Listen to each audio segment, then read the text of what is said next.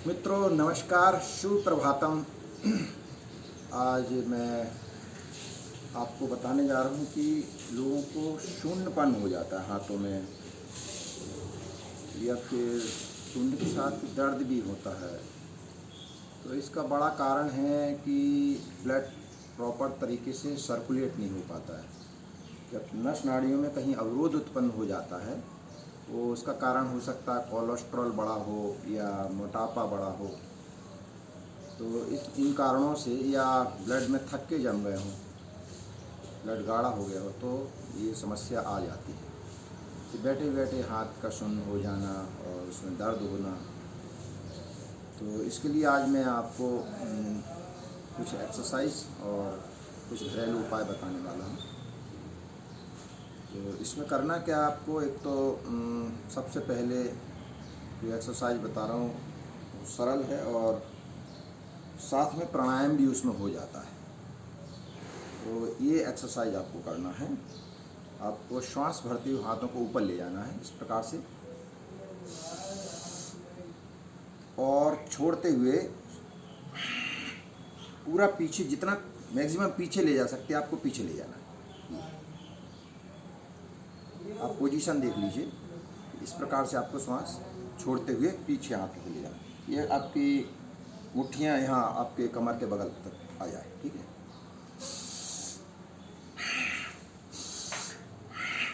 आप बहुत आराम से करिएगा अपने सामर्थ्य के अनुसार।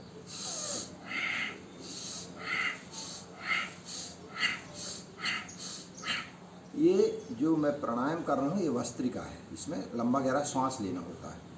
तो आप जैसे सहज में भस्त्रिका कर रहे होते तो ऐसे कर रहे होते,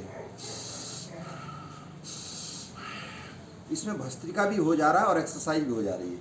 और जो जॉइंट से, कंधों से ब्लड का सर्कुलेशन रुक जाता है, वो भी आपका प्रॉपर तरीके से शुरू हो जाएगा। तो बहुत आराम से इस एक्सरसाइज को करना है आपको।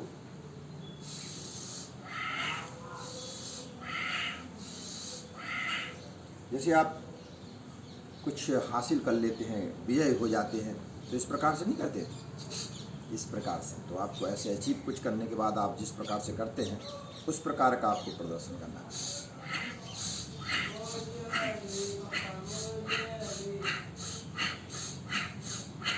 ऐसे कुछ 10-20 बार, जितनी आपकी सामर्थ्य हो आप उतना उसको सुबह सुबह से, और बहुत आराम से करिएगा, ठीक है। अपने अपने सामर्थ्य के अनुसार आपको करना है। दूसरी एक्सरसाइज है कि आपको हाथों को सामने करना है इस प्रकार से, और फिर श्वास भरते हुए आपको खोलना थे ऐसे, और श्वास छोड़ते हुए बंद करना है। एक बार आपका अंगूठा अंदर रहेगा, फिर एक बार आपको बाहर रखना है।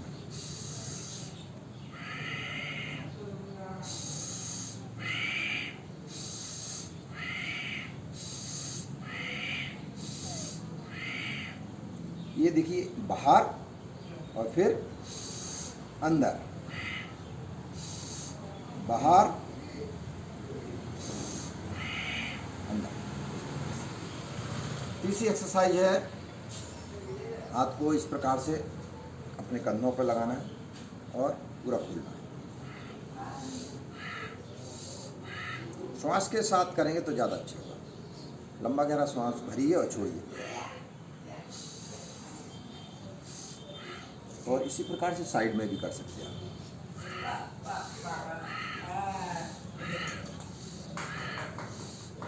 फिर ऊपर नीचे भी कर सकते हैं आप।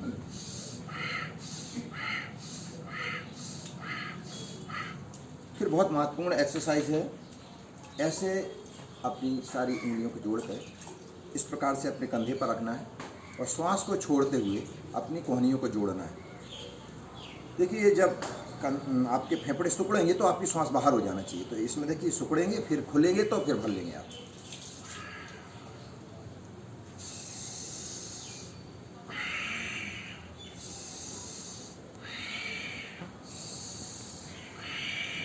फिर इसी को उल्टा करेंगे आप।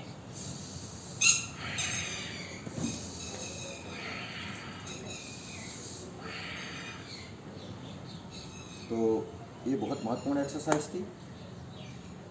किसी भी एक्सरसाइज को क्लॉकवाइज एंटी क्लॉकवाइज दोनों तरह से करेंगे तो ज़्यादा लाभ होगा। फिर नेक्स्ट है, इसको ऐसे पकड़ लेना आपको, देखिए ऐसे दोस्ती करते हैं। फिर हाथों को ऊपर ले जाना सांस भरते हुए, और सिर के पीछे एक कोहनी आपकी ऊपर की ओर होगी और एक नीचे की ओर। सीधे हाथ से आप उल्टे हाथ को खींच रहे हैं इस प्रकार से।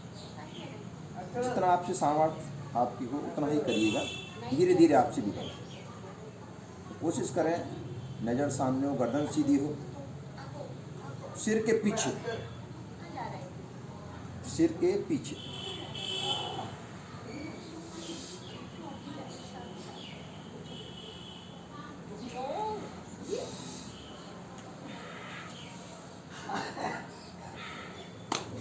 इस प्रकार से कुछ एक्सरसाइज आपको करना है। अब कुछ एक्यूप्रेशर आपको बताने जा रहे हैं। देखिए एक्यूप्रेशर में ये जो हमारा पूरा शरीर है, इसमें ये 2 पैर हैं, 2 हाथ हैं और ये आपका सिर है। तो इस प्रकार से इसे माना जाता है एक्यूप्रेशर में। और ये आपके जो कंधे हैं, ये आपका जो हाथ है, हाथ का ये कंधा हो गया, तो ये कंधों की मालिश करना है आपको। तो कैसे होगी, देखिए यहीं बैठे बैठे आप कंधे की कर सकते हैं मालिश। तो जो भी आपके अवरोध उत्पन्न हुआ होगा वो फिर से ब्लड सही तरीके से सर्कुलेट होने लगेगा। तो इस प्रकार से देखिए आप इसको यहाँ पे पूरा डालेंगे ऐसे, और इसके ये जो लास्ट है हमारा उंगली का, यहाँ पर आपको इस प्रकार से करना। अब इसमें आप थोड़ा सा तेल, यदि आपको मूव नहीं हो रहा हो तो इसमें तेल लगा सकते हैं आप यहाँ पर, या इसमें हाथ में तेल लगा लीजिए। और इस प्रकार से आपको ये करना है आपको। तो अच्छा गर्म हो जाता है, आपको देखेंगे, और पूरा, और इसका प्रभाव जो है इस एक्यूप्रेशर का आपके कंधों पर होने वाला है, और ब्लड प्रॉपर तरीके से सर्कुलेट होने लगेगा। फिर इसी प्रकार से इस हाथ को भी करना है। ये आप हाथ हो गए एक, ये दूसरे हाथ के भी इस प्रकार से करना है। फिर गर्दन की भी मसल्स आपकी अकड़ जाती हैं, उस वजह से भी आपके हाथों में और कंधों में दर्द हो सकता है। तो फिर इसको भी करना है आपको, अंगूठे के इस भाग को ऐसे करके, और इसको भी आपको इस प्रकार से अच्छी तरह से। और यदि इस प्रकार से रगड़ने में या इसको मालिश करने में आपको दिक्कत हो रही तो आप थोड़ा सा तेल का इस्तेमाल भी कर सकते हैं। तो ये दोनों हाथों में आप करिएगा।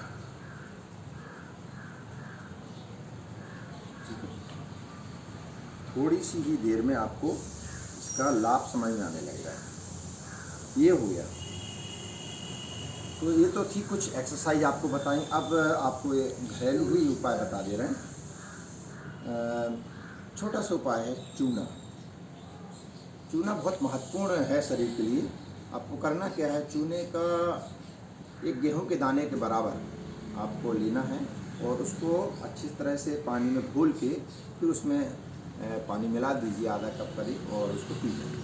आप पानी में भी पी सकते हैं, जूस में भी पिला के पी सकते हैं, और दाल वाल में भी डाल के खा सकते हैं। तो ऐसा सूखा चूना मत खाइए।